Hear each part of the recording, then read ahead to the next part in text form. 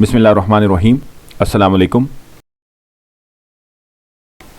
Islamabad model post graduate college H8 के geography department की जानिब से गुज़श्ता दिनों BS जोग्राफ़ी के स्टूडेंट्स के लिए पाकिस्तान मीटियोरोलॉजिकल डिपार्टमेंट के हेड ऑफिस में एक स्टडी ट्रिप अरेंज किया गया।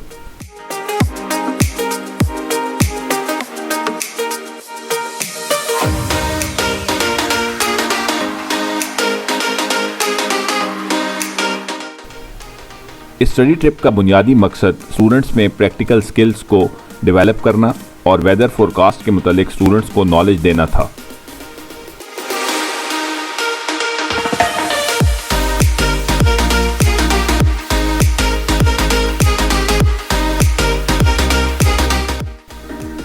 प्रिंसिपल प्रोफेसर डॉक्टर खालिद साहब की परमिशन लेकर कॉलेज की बस में पाकिस्तान मेट्रोलॉजिकल ऑफिस के हेडक्वार्टर पहुंचे।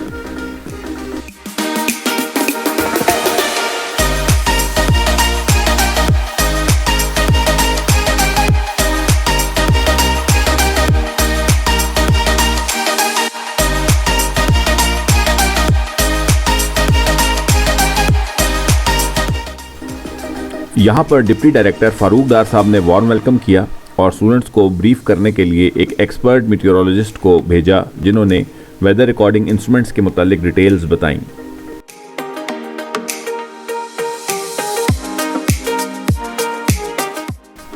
सब स्टूडेंट्स वेदर रिकॉर्डिंग इंस्ट्रूमेंट्स वाले प्लॉट की तरफ पहुंचे। तो चलें गुलाम मुस्तफ़ा साहब से वेदर रिकॉर्डिंग इंस्ट्रूमेंट्स के बारे में लेक्चर सुनते हैं।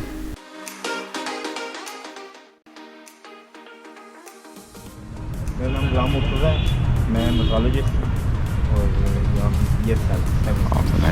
तो मैं बेसिक जो काम है हमारा वो फोरकास्टिंग है, वेदर फोरकास्टिंग। तो ये आप देखते हैं ना कि जो आगे वेदर की फोरकास्ट बताते हैं, तो मैं वही काम करता हूँ उसी सेक्शन में। NWRC हमारे सेक्शन का नाम है, नेशनल वेदर फोरकास्टिंग सेक्शन। तो ये महकमा मौसमियात का दफ्तर है, जैसे कि आपको पता है, पाकिस्तान मेट्रोलॉजिकल डिपार्टमेंट। तो सबसे हमारा जो बेसिक है ना वो ये मॉडल ऑब्जर्वेटरी है। इसमें डिफरेंट इंस्ट्रूमेंट लगे हुए हैं जो आपको नज़र आ रहे हैं। सबसे पहले जो आप टीवी में सुनते हैं कि इतने मिलीमीटर जो बारिश हो गई है, वो हम रेन गेज से मेजर करते हैं। तो रेन गेज ये है, इसमें इसका कोई स्पेसिफिक डायमीटर होता है 8 इंच का, कोई इस तरह, किसी का 6 इंच का होता है। इसके नीचे जो भी इसमें वो बारिश गिरती है या बर्फ़बारी होती है, वो मेल्ट होके हम मेल्ट करके उसको प्रेसिपिटेशन में कन्वर्ट करते हैं। तो वो इसमें है, ये आगे लगे हुए, ये तो ऑटोमेटिक है। तो इसके नीचे एक बीकर होता है, वो ना इकट्ठी होके बीकर में जाती है, वो एक कैन होता है, वो उसको हम ले जाके फिर वो बीकर में उसकी मेजरमेंट कर लेते हैं। वो जितना होता है उसको कहते हैं इतने मिलीमीटर बारिश होगी, वो ये रेन गेज है। यहाँ से हम रेन की मेजरमेंट करते हैं, ठीक है। वो ये लगा हुआ है, ये है रेन।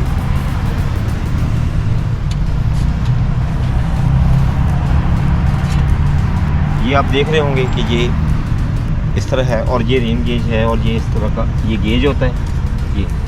ये जब फुल हो जाता है तो हम इसको जितना भी होता है इसको निकाल के मेजरमेंट से इसकी मेजरमेंट कर लेते हैं बीकर से कि इतनी मिलीमीटर बारिश हो गई है।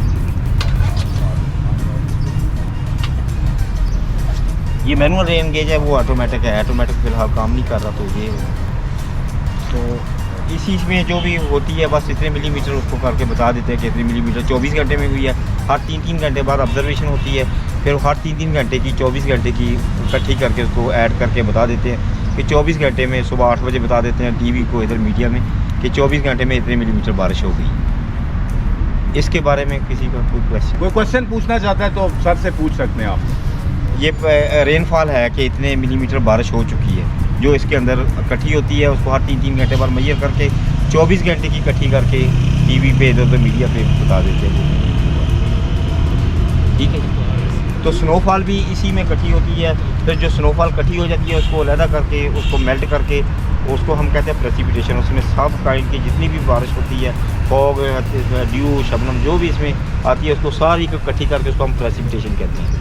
वो फिर हम सुबह 8 बजे सबको इकट्ठा करके वो बताते हैं इतने मिलीमीटर बारिश की फॉर्म में इतने मिलीमीटर बारिश होगी, ठीक है। ये इसको रेन गेज कहते हैं। घंटे जलेगा, हर मार्क का किया हुआ है, हर एक घंटे का मार्क किया हुआ है कि अगर हमें पता चल जाता है 8 घंटे 2 मिनट सनशाइन आ रहा है, दरम्यान में क्लाउड आएंगे, तो ये वहाँ पे बर्न नहीं होगा। ये वाला जो सनशाइन रिकॉर्डर है, ये वो जो गोल आपको नज़र आ रहा है, तो ये हम एक पर्पज़ के लिए ये चाहिए होता है। जो सोलर कंपनीज़ हैं या सनशाइन आर पाकिस्तान में कितना है, गर्मियों में कितना है, सर्दियों में इसका सनशाइन का ड्यूरेशन कितना है और कितनी सोलर एनर्जी आ रही है, ये फिर सोलर एनर्जी पावर के लिए इसका डाटा कंपनियों को रिक्वायर होता है। तो इससे हम सोलर जितनी भी सनशाइन आ रहे हैं कि कितनी ब्राइटनेस है, 8 घंटे 4 मिनट आ रही है, क्लाउड आ जाएंगे कुछ, किसी दिन पूरा ये जलता भी नहीं है, सारा दिन सनशाइन आर कोई ज़ीरो ले लो रिकॉर्ड होता है। तो इससे हमें sunshine hours, bright sunshine hours का पता चलता है कि ब्राइट सनशाइन आर आज के दिन में कितने रहे। ठीक है, उसके बाद वो आपने देखा होगा वो फाइल थर्मामीटर है जो लगे हुए हैं, जितने मिनट पे आएंगे उतने मिनट से उस घंटे में वो बंद नहीं होगा। बाकी जब सूरज सनशाइन और होंगे तो वो साथ साथ बंद होता रहेगा, वो इतनी सी वो साइड से ऐसे बंद होता रहेगा। वो जहाँ पे क्लाउड आ जाएंगे वो फिर उसकी ब्राइटनेस कम हो जाएगी, तो वो कार्ड बंद नहीं होगा वहाँ। ये सॉइल थर्मामीटर है, ये मुख्तलिफ डेप्थ पे हैं, कोई 5 फुट पे है, कोई 3 फुट पे है। अब एक्चुअल मुझे इसकी डेप्थ का पता नहीं है। तो ये मुख्तलिफ हैं, ये ज़मीन की मुख्तलिफ तरह का जो दर्जा हरारत है ना, और इसमें उससे फिर आगे इसमें ड्यू भी है, सॉइल मॉइस्चर निकालना होता है, या मुख्तलिफ जो लेयर्स हैं ना उनमें हम देखते हैं कि क्या टेम्परेचर है लेयर का।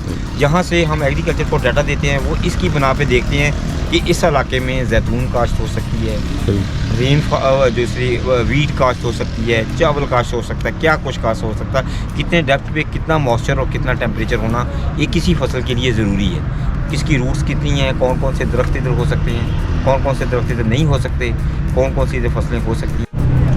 ये इसको कहते हैं जी वेंड वेन। अभी तो काम है, ये जिस तरफ से विंड आएगी ना उस तरफ ये एरो शो करेगा।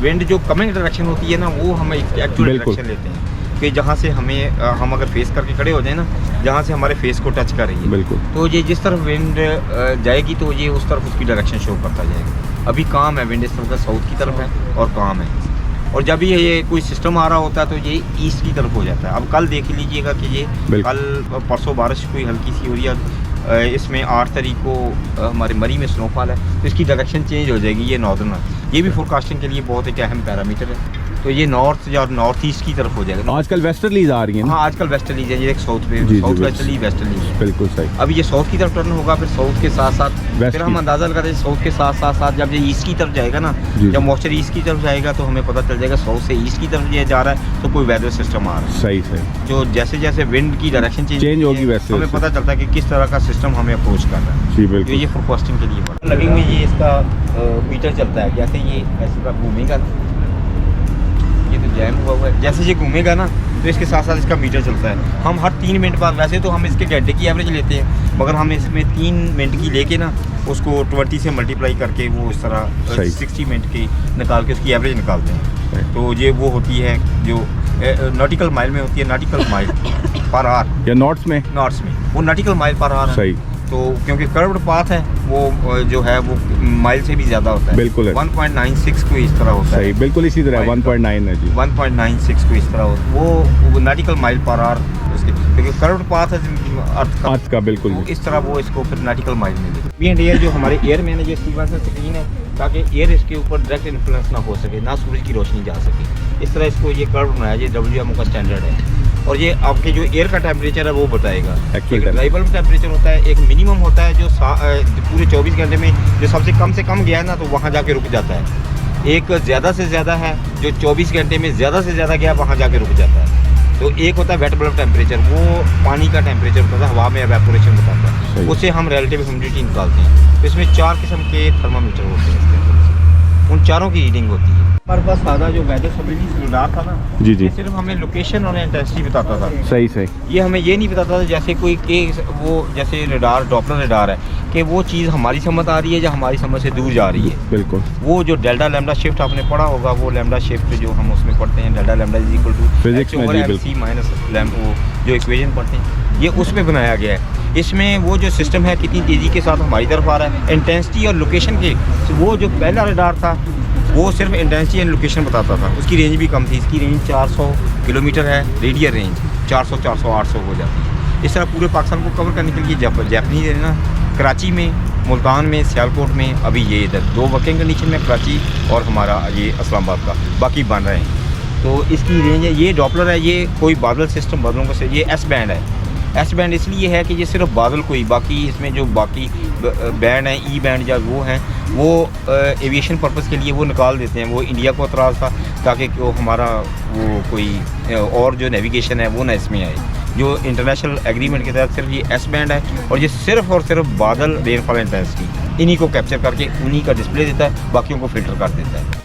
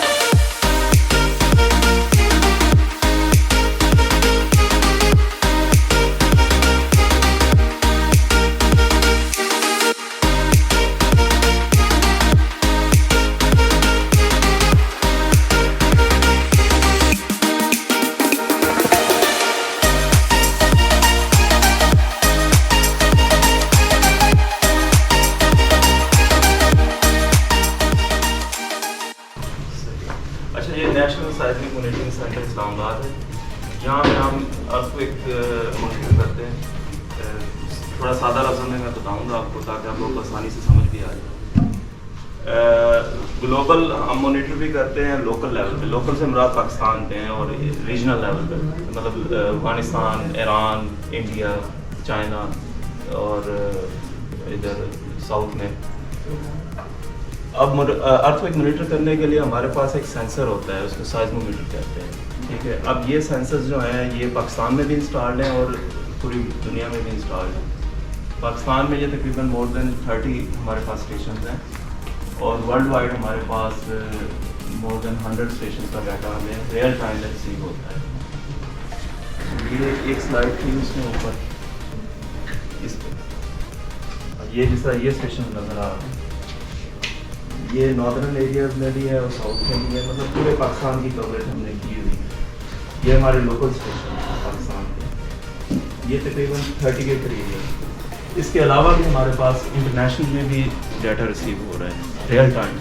अब ये डाटा रिसीव होता है इस फॉर्मेट में, P wave, S wave, L wave आपने पढ़ा होगा। ये वेव फॉर्म डाटा है जी, ये रियल टाइम में रिसीव हो रहा है। आप गौर से देखो, ये ट्रेसेस मूव कर रही हैं, ठीक है। अभी 6 बजे, ये तकरीबन 11 बजे का टाइम हो गया, 5 घंटे आ गए हैं, तो ये 11 बजे का टाइम है। ये डाटा हमें रिसीव होता है, रिकॉर्ड होता है। एक सेस्कॉम 3 एक सॉफ्टवेयर है, वहाँ से हम इसका एनालिसिस करते हैं और उसके बाद फिर हम एक रिज़ल्ट निकालते हैं। और उस रिज़ल्ट में 3-4 पैरामीटर होते हैं। एक मैग्नीट्यूड होती है, जैसे कि ये कोई आया हुआ है 3 घंटे पहले का फिजी आइसलैंड में, ठीक है। 5.7 इसकी मैग्नीट्यूड है, 381 किलोमीटर इसकी डेप्थ है, ठीक है। और इसमें लैटिट्यूड, लॉन्गिट्यूड और कितने स्टेशन ने रिकॉर्ड किया है, 16 स्टेशन है। अच्छा, अब ये सारी समरी हमारे पास आ जाती है। ये हमें सॉफ्टवेयर ऑटोमेटिकली भी कर देता है, लेकिन बाज़ औक़ात ज़्यादातर हम लोग इसको मैनुअली करते हैं ताकि इसमें एक्यूरेसी ज़्यादा आ जाए, कोई एरर वगैरह हो तो रिमूव कर देते हैं। ये वर्ल्ड वाइड एक रीजन आपको नज़र आ रही है। ये पिछले मेरा ख्याल है 1 हफ्ते का रिकॉर्ड है, 15 दिनों का रिकॉर्ड है। इसमें मुख्तलिफ जगहों पे जो एपिसेंटर्स आपको नज़र आ रहे हैं, ये रिसेंट एक्टिविटी है। जैसे ये कल एक अर्थक्वेक आया था 3.9 मैग्नीट्यूड का, ये पाकिस्तान इंडिया बॉर्डर रीजन पे था, ठीक है। फिर उसके बाद इसका एक मेरे ख्याल में आफ्टर शॉक भी आया है। तो इस तरीके से ये मॉनिटरिंग यहाँ पे हो रही है हमारे पास। अच्छा, ये अब पी और एस वेव का आपको बता देते हैं थोड़ा सा। इसकी वो खोली है,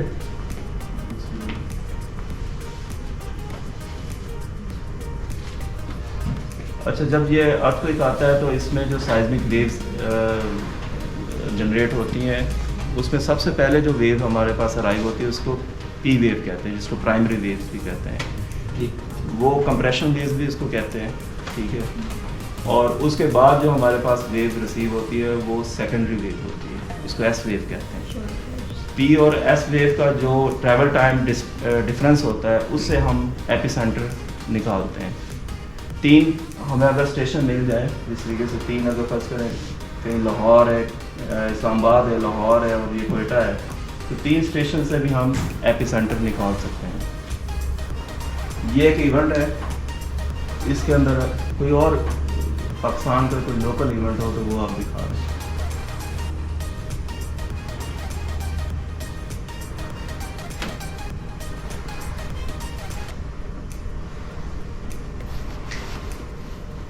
ये रिसेंट है सर। चलो ये देखें, पहले एक नॉइजी डाटा आ रहा था, जैसे ही अर्थक्वेक आया है तो अचानक से वेव एम्पलीट्यूड बढ़ गया है यहाँ पे। ठीक है, यहाँ पे हमारे पास सबसे पहले जो अराइव हुई है वो पी वेव हुई है। उससे पहले जो आपको ट्रेस नज़र आ रही है वो इसी तरह की है जैसे ये नॉइज़ आ रही है, ये नॉइज़ होती है मूव। उसके बाद यहाँ पे एस वेव अराइव हुई। ये सबसे पहले स्टेशन है, उसका कोड है FUTU, इसने रिकॉर्ड किया। फिर उससे आगे दूसरा स्टेशन, फिर तीसरा, फिर चौथा, पांचवा, इस तरीके से 10-20 जितने भी स्टेशन इसको रिकॉर्ड करते हैं। तो इस तरीके से अब अर्थक्वेक आते कहाँ पर है? मोस्टली अर्थक्वेक हमारे पास जो जनरेट होते हैं वो प्लेट बाउंड्रीज पे होते हैं। प्लेट बाउंड्रीज जहाँ पे 2 प्लेट्स आपस में कन्वर्ज हो रही हों, ठीक है, या स्लाइड पास हो रही है। ये हमारी यहाँ पे प्लेट बाउंड्री है, ठीक है, और ये प्लेट बाउंड्री यहाँ से फिर अफगानिस्तान से गुजरती हुई ये पाकिस्तान से चमन, इसको चमन पॉइंट भी कहते हैं, यहाँ से गुजरती है। ठीक है, मोस्टली अर्थक्वेक हमारे पास यहीं पे आते हैं। अगर आप पाकिस्तान का कहें तो सबसे ज़्यादा अर्थक्वेक हिंदू कुश में आते हैं। आपको यहाँ ये रिसेंट एक्टिविटी पे डाटा भी नज़र आ रहा है। ठीक है, जो 15 दिन का डाटा है तो इसमें सबसे ज़्यादा अर्थक्वेक आपको यहीं पे नज़र आ रहे हैं। उसके बाद अगर आप कहें तो बलूचिस्तान है और ये नॉर्दर्न एरिया, यहाँ पे अर्थक्वेक सबसे ज़्यादा आते हैं। सर ये लोकल कौन सा? ये इंडिया पाकिस्तान। हाँ, ये देखें, ये अभी कल का एक अर्थक्वेक था, ये इस्लामाबाद का स्टेशन है, उसमें रिकॉर्ड किया। ठीक है, ये यहाँ पे टी वेव स्टार्ट हो रही है और यहाँ से तकरीबन एस वेव स्टार्ट हो रही है। इसके 3 कंपोनेंट, एक वेव के 3 कंपोनेंट होते हैं, नॉर्थ ईस्ट और ईस्ट वेस्ट नॉर्थ, और जेड कंपोनेंट एक होता है, वर्टिकल कंपोनेंट। वर्टिकल जी। कोई क्वेश्चन है आप लोगों का तो पूछ सकते हैं। सर जैसे अर्थक्वेक्स जो हैं वो कंट्रीज से पास होते हैं, तो क्या कोई ऐसा सॉफ्टवेयर है जिससे प्रिडिक्ट किया जा सके ताकि नुकसान से बचा जा सके? अर्थक्वेक से प्रिडिक्शन बहुत मुश्किल है। अगर आप प्रिडिक्ट कर भी लें, ठीक है, जापान में जिस तरीके से हो रही है या अमेरिका में हो रही है, तो आप टाइम का नहीं बता सकते। वो फॉल्ट्स की मूवमेंट के ऊपर वो प्रिडिक्शन कर देते हैं, बहुत साइंटिस्ट करते भी हैं कि आ सकता है। पुराने डाटा के ऊपर भी आप स्टडी करके, जिसको प्रोबेबिलिस्टिक साइज़मिक हैज़र्ड असेसमेंट कहते हैं, आप उसमें भी प्रिडिक्ट कर सकते हैं कि आइंदा 50 सालों में या 60 सालों में कोई ना कोई अर्थक्वेक बड़ा आ सकता है। वो मैग्नीट्यूड भी बता देते हैं। लेकिन अब अहम चीज़ है टाइम का बताना कि किस वक्त आएगा, किस डेट को आएगा, ये बहुत मुश्किल है। नामुमकिन। बेसिक टाइम पीरियड नहीं देते, पर्टिकुलर स्पेसिफिक? नहीं, बेसिक नहीं होती उसमें। अब ये प्रोबेबिलिस्टिक हैज़र्ड असेसमेंट होती है ज़्यादातर, उसमें जो हिस्टोरिकल डाटा होता है उसके ऊपर काम करके एक प्रोबेबिलिटी बताते हैं कि हाँ ये इतनी मैग्नीट्यूड का इतने 50 सालों में आ सकता है। साइंस में गैप मेथड से वो प्लॉट कर करके जहाँ पर नहीं आए अभी, जी जी, उनको प्रिडिक्ट किया जा सकता है किसी हद तक, लेकिन एक्यूरेट नहीं है। एक्यूरेट। और कोई क्वेश्चन किसी का? ये जो इसके कंपोनेंट्स हैं इनका क्या होता है जो आप बता रहे थे, सी और XYZ कंपोनेंट। ये असल में एक सेंसर, जब वेव आ रही होती है तो वो एक खास डायरेक्शन में तो नहीं मूव कर रही होती, ठीक है, उसको हम तीन कंपोनेंट्स में उसमें डिवाइडेड होती है। ये आप पढ़ेंगे, अगर इलेक्ट्रोमैग्नेटिक वेव थ्योरी भी पढ़ेंगे, उसमें भी यही होता है कि वो इलेक्ट्रोमैग्नेटिक वेव भी 3 कंपोनेंट में डिवाइड होती है। तो ये सेंसर जो है ये तीनों कंपोनेंट्स को रिकॉर्ड करता है। हमारे लिए ये 3 कंपोनेंट इसलिए इंपॉर्टेंट होते हैं कि बाज़ बात P जो मार्क होता है वो अमूमन Z पे ज़्यादा क्लियर हो जाता है। S जो होती है अराइवल वो ज़्यादातर नॉर्थ ईस्ट पे या दूसरे पे ये क्या कहते हैं कंपोनेंट पे क्लियर आ जाती है। तो इसलिए ये 3 हिस्सों में डिवाइड होती है वेव, 3 कंपोनेंट्स में ये चल रही है, वर्टिकल, हॉरिजॉन्टल और नॉर्थ। अर्थक्वेक एक्चुअली बहुत कॉम्प्लेक्स फिनोमेना है, 3D मोशन होती है उसकी। जो पी वेव्स हैं उन्हें लोग चूजन वेव कहते हैं और वो यूजुअली आप जेड कंपोनेंट पे ज़्यादा पहले अप्रोच करती है, जबकि S wave transfer wave horizontal component पे ज़्यादा प्रोमिनेंट होती है। तो सेंसर के 3 चैनल्स एक्स वाई जी जिन डायरेक्शन में उस कॉम्प्लेक्सिटी ऑफ आपकी को मेजर करने के लिए इम्पोर्टेंट है।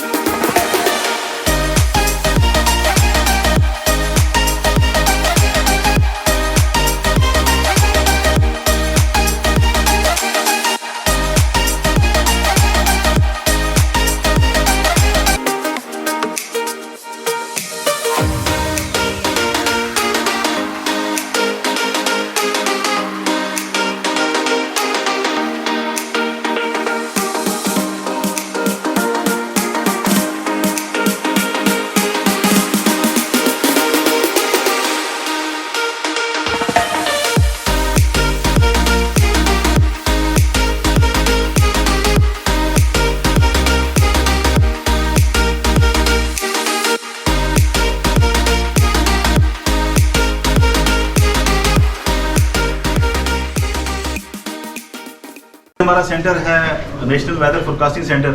बेसिकली सेंटर का पर्पस जो है वो राउंड द क्लॉक जो है ना वेदर को मॉनिटर करना है, और वेदर तो हर वक्त मतलब प्रोसेस में होता है, चल रहा होता है जो ठीक है। तो इसमें हमारी जो है ना कुछ रिस्पॉन्सिबिलिटीज ऑब्जेक्टिव है, वेदर फोरकास्ट मैकेनिज्म है, उसके बारे में आगे अगली बार उस पर डिस्कस करेंगे। और फोरकास्ट में चैलेंजेस क्या होते हैं, मतलब आपकी फोरकास्ट गलत क्यों होती है, ठीक है।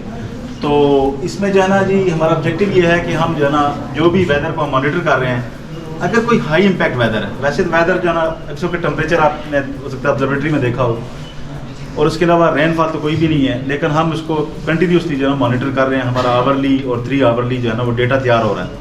हमारा जितना भी डेटा है वो सारा न्यूमेरिकल शक्ल में है, तो उसको हम मॉनिटर करते हैं। फिर अगर कोई हाई इम्पैक्ट वेदर है तो उसको हम जो है ना in the form of press release या एडवाइजरी की शक्ल में, अलर्ट की शक्ल में अपने जो हमारे डिज़ास्टर मैनेजमेंट के अदारे हैं उनसे उनको कम्युनिकेट करते हैं कि इन एरियाज़ में आने वाले दिनों में या आने वाले 24 to 48 आवर्स में कोई प्रॉब्लम क्रिएट हो रही है, तो वहाँ पे वो उसके मुताबिक अकॉर्डिंगली एक्शन लेते हैं। तो इसके अलावा जो है ना हमारी फोरकास्ट का जो मैं क्या रिस्पॉन्सिबिलिटीज़ की मैं क्या आता है कि नोवा कास्ट है आपकी।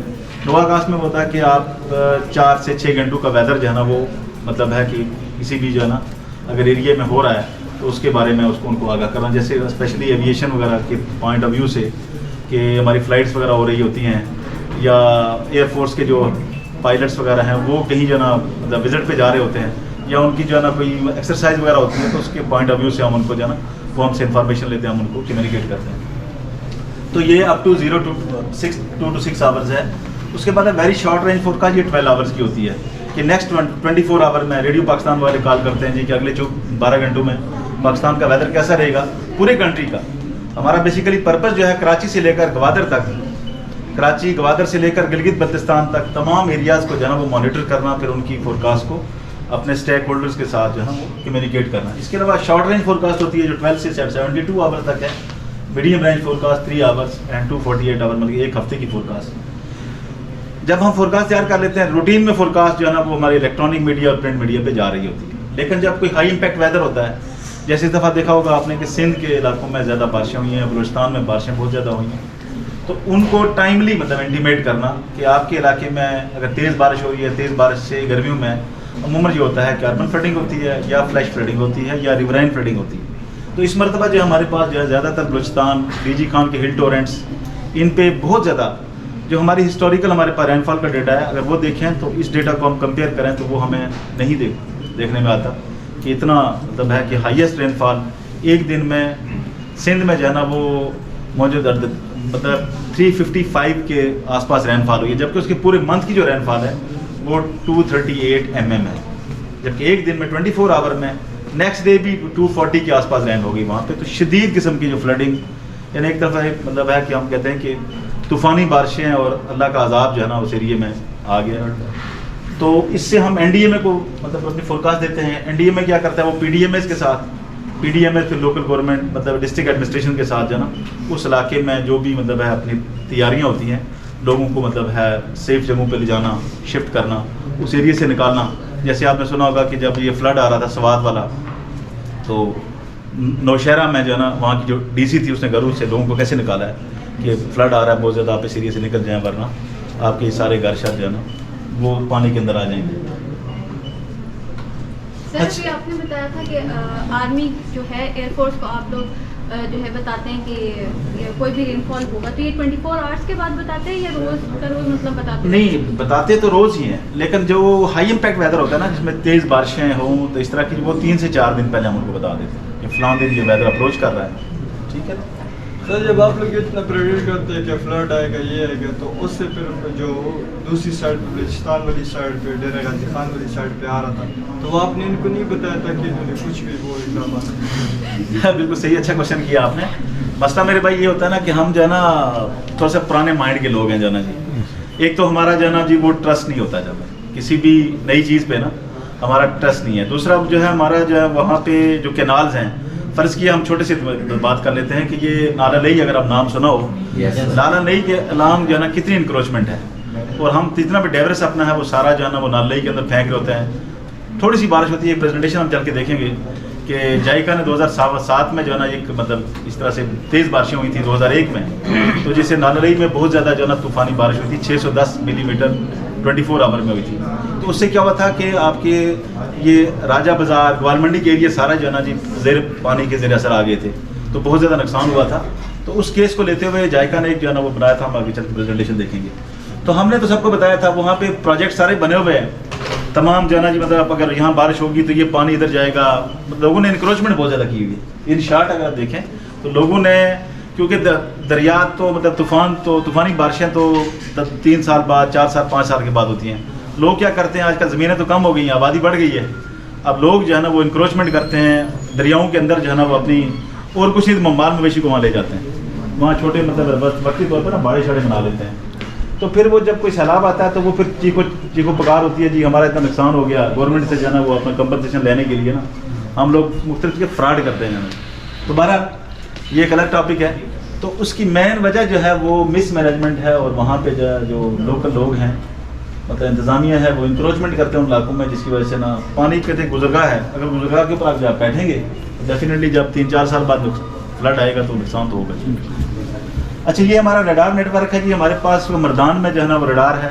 रडार का बेसिकली पर्पस फोरकास्ट करना नहीं होता, ये रियल टाइम डेटा जो हमारे पास अगर कोई सिस्टम हमें अप्रोच कर रहा है तो रियल टाइम डेटा हमें रिसीव हो रहा है कि इस एरिए में वो पिन पॉइंट करता है कि रडार अपना सिग्नल सेंड करता है। जब क्लाउड मास से सिग्नल वापस आएगा स्क्रीन के ऊपर अपना जो है इमेज जनरेट करेगा, तो वो हम देखेंगे पीछे रडार के ऊपर जो है ना मुख्तलिफ कलर बैंड लगे हुए हैं। वो कलर बैंड जब जनरेट होते हैं किसी एरिया में, इसका मतलब है वहाँ पे एरिया में एक्टिविटी हो रही है। स्पेशली रेन और थंडरस्टॉर्म ये ज़्यादा ख़तरनाक होता है, तो उसको वो पॉइंट आउट करते हैं। इसके अलावा हमारे पास रहीम यार खान में, कराची में, लाहौर में, सियालकोट में, मंगला में और इस्लामाबाद में जिस यहाँ इस वक्त ये रडार आपने ये बाहर जो बड़ी सारी बिल्डिंग आपने देखी है और इसके ऊपर एक डोम है, ऊपर टॉप के ऊपर इसकी डिश लगी हुई है। वो डिश जब हम इसको ऑन करते हैं तो डिश अपना डेटा जो है ना सिग्नल भेजना शुरू कर देती है और वो डेटा हमारे पास स्क्रीन पे आ रहा है। इसके अलावा हमारे पास ऑब्जर्वेटरी नेटवर्क, जिस तरह आपने ये नीचे ऑब्जर्वेटरी देखी है, इस तरह की हमारे पास 100 ऑब्जर्वेटरीज हैं अक्रॉस द कंट्री। और इसके साथ साथ हमारे पास automatic weather station. Manual observatory का ये होता है कि हम हर घंटे के बाद और 3 घंटे के बाद जाके ऑब्जर्वेशन ले रहे होते हैं मैनुअली जो है। लेकिन इसमें ये होता है कि ऑटोमेटिक वेदर स्टेशन में आपके पास कंटिन्यूसली हर 10 मिनट का डेटा जो है ना वो अवेलेबल होता है कि किसी भी एरिया में जो है ना, फ़र्ज़ किया कुछ एरिया ऐसे होते हैं जहाँ मतलब है कि रहना मुश्किल हो जाता है। जैसे हमारे गिलगित बल्तिस्तान में कुछ जो है ना जी सियाचिन ग्लेशियर वाली की तरफ जो है ना कुछ ऑटोमेटिक वेदर स्टेशन लगे हुए हैं, तो वहाँ पे ह्यूमन लिविंग बहुत मुश्किल हो जाती है।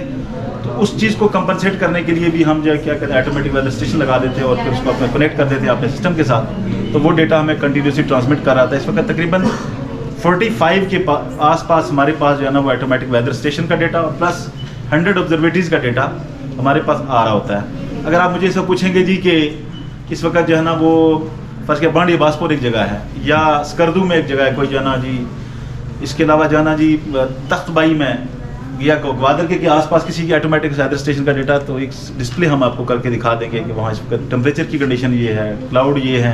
जैसे वो बुर्ज टॉप पे एक लगा हुआ है, बुर्ज हाँ। टॉप पे मैंने देखा तो था। वहाँ से हमारा डेटा जनाब, वहाँ पे आम आदमी तो नहीं रह सकता, लेकिन हम ऑटोमेटिक वेदर स्टेशन लगा देते हैं। पूरा एक स्टेशन जो है ना वो एक बॉक्स के अंदर होता है, तो उससे हमें डेटा जो है ना वो ट्रांसमिट हो रहा होता है, तो हमें इन्फॉर्मेशन आ रही है। दूसरी चीज़ है सेटेलाइट ऑब्जर्वेशन। सेटेलाइट जो है ना, सेटेलाइट भी हमारे पास जो है ना मतलब है कि आधे घंटे के बाद डेटा आ रहा होता है। सेटेलाइट से हमें ये हो जाता है कि आपके क्लाउड किस साइड से इंटर हो रहे हैं।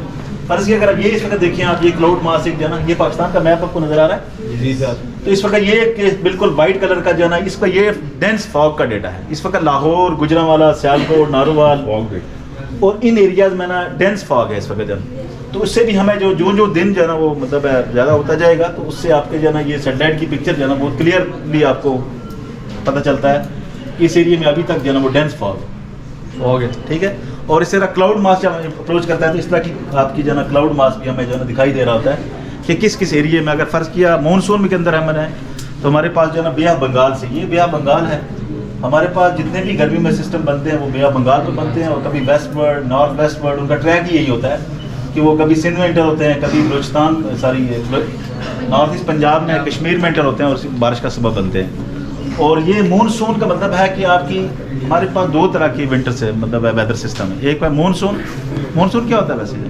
मौसमी बात है, मौसमी बात नहीं मुझे डायनेमिक्स बताएं ना, आप मतलब ज्योग्राफी के स्टूडेंट हो तो मानसून के बारे में मुझे ये बताएं कि मानसून बेसिकली है क्या है, कि क्यों होता है? रेनी सीजन नहीं, रेनी सीजन ठीक है, मान लिया रेनी सीजन क्यों है, रेनी सीजन है, ठीक है मान लिया मैंने, उसमें ज़्यादा बारिशें होती हैं, ठीक है, ये भी पता चल गया, लेकिन है क्यों है? आजकल क्यों नहीं बारिशें ज़्यादा हो रही? सर विंड मूवमेंट की वजह से भी होती है, जो विंड्स मूव कर रही होती है वो अपने आधा क्वेश्चन आधा जवाब नहीं होना चाहिए ना, जवाब आपने कल एफपीएससी में जाकर इंटरव्यू देना, मौसमियात में वैकेंसी आई जी मेट्रोलॉजिस्ट की, आपने वहाँ जाना, यहाँ पे आती है वैकेंसी आपके लिए, और आप लोगों का जो है ना यहाँ पे स्कोप है, तो आपका कल इंटरव्यू होगा तो आप क्या कहेंगे कि जाना जी वो अगर आप एफपीएससी का बंदा पूछता है आपसे कि बेटा बताएं जनाब मानसून आप मतलब मौसमियात गई थी आके? हाँ बिल्कुल गई थी, तो क्या देखा वहाँ पे आपने? ठीक है ना, आपने जो है ना उसमें क्लैरिटी लेके आए कि monsoon basically seasonal reversal of wind है। मानसून में बारिशें इसलिए ज़्यादा होती हैं क्योंकि आपका जो विंड है ना वो ओशन से लैंड पे आ रही होती है, ठीक है। आपने पढ़ा भी ज्योग्राफी, फिजिकल ज्योग्राफी की बुक में, मैंने जब तैयारी की थी तो मैं फिजिकल ज्योग्राफी की बुक में जो है ना वो मानसून की सारी डेफिनेशन मैंने पढ़ी थी। तो होता है इसमें यह है कि यहाँ पे जो अरेबियन सी से आपकी विंड्स उठती हैं वो जाती है इंडिया के ऊपर, जो है इंडिया से आप जब आगे जो है ना हिमालय की जो है ना वो एक बैरियर, एक तरह की कुदरती बैरियर है वहाँ पे, वहाँ से जब वो टकराती है विंड जो है ना, क्योंकि ये सारा सरफेस के ऊपर हो रहा है, तो वो तकरीबन कितनी सारी इसकी हाइट है हिमालय की? हिमालय की तो मैक्सिमम तो 29,029 माउंट एवरेस्ट है, वैसे एवरेज नहीं वो कि कम लोअर हिमालय कहते हैं, जैसे मरी है, मरी जो है 7,000 फीट तक, 7-8,000 फीट तक जो ना, जब ये हवाएं उठती हैं तो इतनी बड़ी माउंटेन बैरियर को वो क्रॉस नहीं करती जो ना, तो वो क्या करती हैं वहाँ से डिफ्लेक्टेड होती हैं। ये माउंटेन ऑफ हिमालय के साथ साथ जो है ना वो कश्मीर में और नॉर्थ ईस्ट पंजाब में दाखिल होती हैं। ऊपर से अगर वेस्टर्ली आ जाए, अगर ये सिचुएशन डेवलप हो जाती है, हमारे पास मॉइस्चर जो है ना दो तरह से आता है।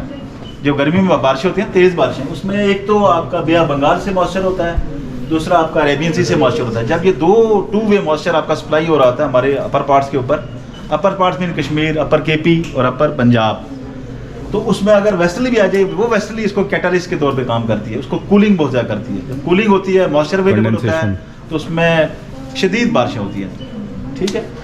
और जब आता है हमारे पास विंटर, जैसे आजकल विंटर है, तो विंटर को कहते हैं नॉर्थ वेस्ट मानसून, ठीक है। नॉर्थ वेस्ट मानसून में क्या होता है, क्या पढ़ा आप लोगों ने? नॉर्थ वेस्ट मानसून में क्या होता है? हाई प्रेशर डेवलप हो जाता है ना लैंड के ऊपर, और low pressure, high pressure develop होता है लैंड के ऊपर। जैसे साइबेरिया के ऊपर हमारे पास दो dominant high pressure, low pressure, high pressure है। गर्मियाँ जब आती हैं तो बलूचिस्तान के ऊपर एक हाई प्रेशर सीजनल लो डेवलप होता है। इतनी हीटिंग होती है कि वहाँ टेम्परेचर जो है वो 43, 44, इवन से 53 तक, जैकबाबाद में हाईएस्ट टेम्परेचर 53.5 तक भी रिकॉर्ड किया गया है। तो उसको कहते हैं कि ये दुनिया का सबसे बड़ा लो प्रेशर जो मानसून में डेवलप होता है, वो आपका, इसको सीजनल लो भी मुख्तलिफ लोग कहते हैं लिटरेचर के अंदर, जो है ना सीजनल लो भी है, थर्मल लो भी है और हीट लो भी इसको कहते हैं। लेकिन ज़्यादातर जो लिटरेचर है वो इसको रिकमेंड करते हैं, इसको थर्मल लो हमें कहना चाहिए। सीजनल भी हम कहते हैं क्योंकि सीजन के साथ डेवलप होता है। टेम्परेचर क्या था, ड्यू पॉइंट क्या था, ह्यूमिडिटी क्या थी, ठीक है, ये सारी चीज़ें, प्रेशर क्या था, तो ये सारी चीज़ें एक चार्ट के ऊपर हम प्लॉट करते हैं।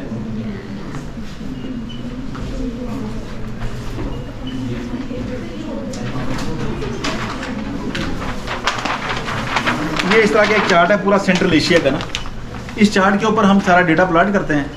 प्लाट करने के बाद क्या करते हैं, हम इसके आइसो बार ड्रा करते हैं। ये मैनुअली हमने किया हुआ है, रोज़ाना करते हैं इसको। तो इसमें जो है ना आइसो बार में सेम प्रेशर लाइन जो है ना वो ड्रा कर रहे होते हैं, सेम प्रेशर लाइन किधर किधर जा रही है। बेसिकली इसमें दो सिस्टम हम निकालते हैं, एक लो प्रेशर होता है और एक हाई प्रेशर होता है। हम देखते हैं कि हमारे जो कंट्री के ऊपर हाई प्रेशर कहाँ बन रहा है, लो प्रेशर कहाँ बन रहा है। जब आप विंटर की बात आती है तो विंटर में आपका हाई प्रेशर इस तरह की जो है ना सिचुएशन होती है, जैसे आजकल जो है ना आप देखें कि ये ऊपर हाई प्रेशर बैठा हुआ है, साइबेरिया के ऊपर हाई प्रेशर में उसकी एक्सटेंशन जो है ना आपके बलूचिस्तान तक एक्सटेंड की हुई है। तो इस सूरत में जब ये लो प्रेशर हाई प्रेशर बनते हैं तो आपके पास कोल्ड होता है, आपकी लैंड के ऊपर ना टेम्परेचर काफ़ी फॉल कर जाते हैं। तो दो तरह के सिस्टम जो है ना वो आपके बनते हैं, एक लो प्रेशर होता है, high pressure. Low pressure associate करता है बैड वेदर के साथ और हाई प्रेशर एसोसिएट करता है फाइन वेदर के साथ, ठीक है जी।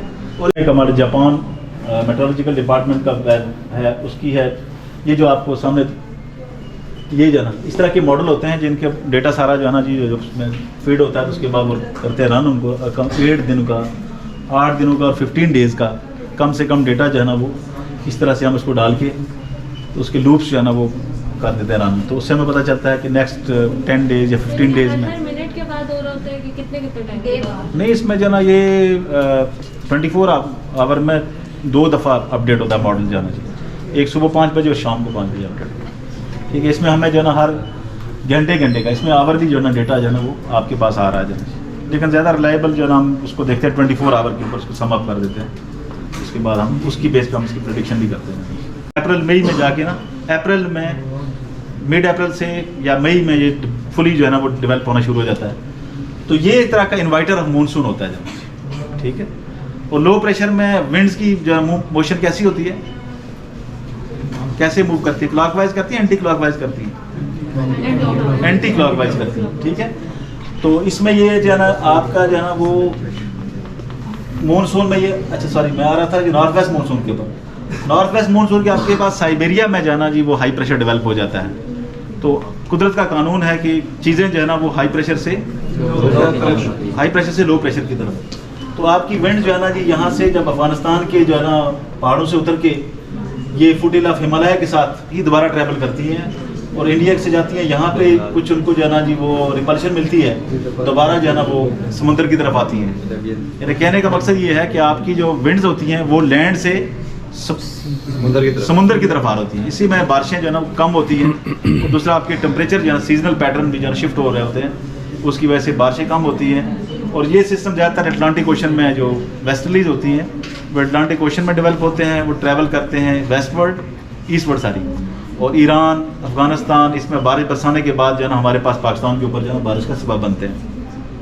यहाँ तक क्लियर हो गया? सर लो प्रेशर एरियाज पे साइक्लोन बनने का भी खतरा हो सकता है? जी बिल्कुल हो सकता है, लेकिन साइक्लोन आमतौर पे वो जो ना ओशन बॉडी पे बनते हैं, ठीक है। तो जब वहाँ तक पहुँचेगी तो फिर वहाँ तक जी हाँ, यहाँ तक जब यहाँ पे ये देखा साइक्लोन फर्ज किया आपने, साइक्लोन का भी अच्छा है कि प्री मानसून पीरियड और पोस्ट मानसून पीरियड में बनते हैं। तो साइक्लोन जब बनता है तो ये ओशन बॉडी के ऊपर, क्योंकि वहाँ टेम्परेचर उसका 27.5 डिग्री सेल्सियस होना चाहिए और अपर लेवल पे डाइवर्जेंस होनी चाहिए, तो उस सूरत में डेवलप होगा। साइक्लोन ज़्यादातर जो है ना वो ओशन पे बनते हैं, उनको मुख्तलिफ नाम हम देते हैं, ठीक है।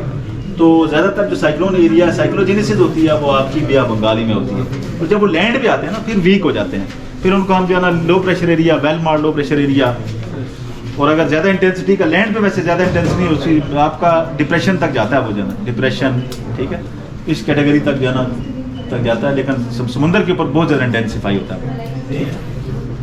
2001 में बारिश, शदीद बारिश हुई थी, इसमें आप कहते हैं क्लाउड ब्रस्ट हुआ था।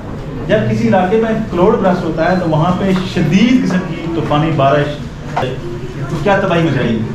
तो उसके बाद फिर जो है ना काफ़ी कैजुअलिटीज़ हुई थी, और उसके बाद जो है ना जायका ने केस को किया स्टडी। उसके बाद उन्होंने जो है ना पूरे जो है ना एरिए का उन्होंने 8 वार्निंग पोस्ट लगाई हैं, 5-6 जो है ना हमारे रेन गेजिंग मतलब है रेन गेजिंग स्टेशन, एक कटारिया के ऊपर, एक बालमंडी के ऊपर, वो सारे इसको मॉनिटर कर, जब बारिश वगैरह होती है तो सब हम इसको मॉनिटर करते हैं, स्पेशली जब इस्लामाबाद में बारिश हो रही हो, तो जब और मुख्तलिफ किस्म के अलर्ट लेवल हमने वो प्रिपेयर किए हुए हैं। जब उन अलर्ट लेवल तक पहुँचती है बारिश जो है ना जी, हमारा लेवल जो है ना जी कटारिया बालमंडी के ऊपर जो है ना वो शो कर रहा था, फिर हम अपनी उसके जो है ना एडवाइजरी वगैरह या वार्निंग वगैरह इशू करते हैं।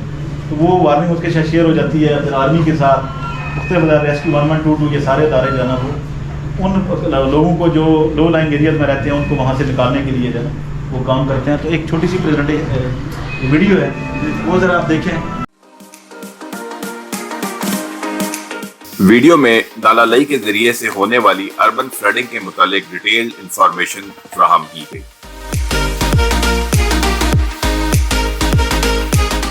इसके अलावा प्री फ्लड, ड्यूरिंग फ्लड और पोस्ट फ्लड मेजर के बारे में भी तफसील से बताया गया।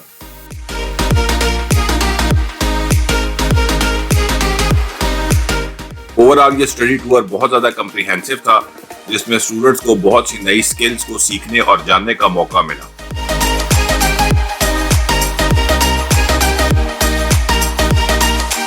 इंशाल्लाह मुस्तकबिल में भी स्टूडेंट्स की अवेयरनेस के लिए इस किस्म के ट्रिप्स अरेंज किए जाते रहेंगे।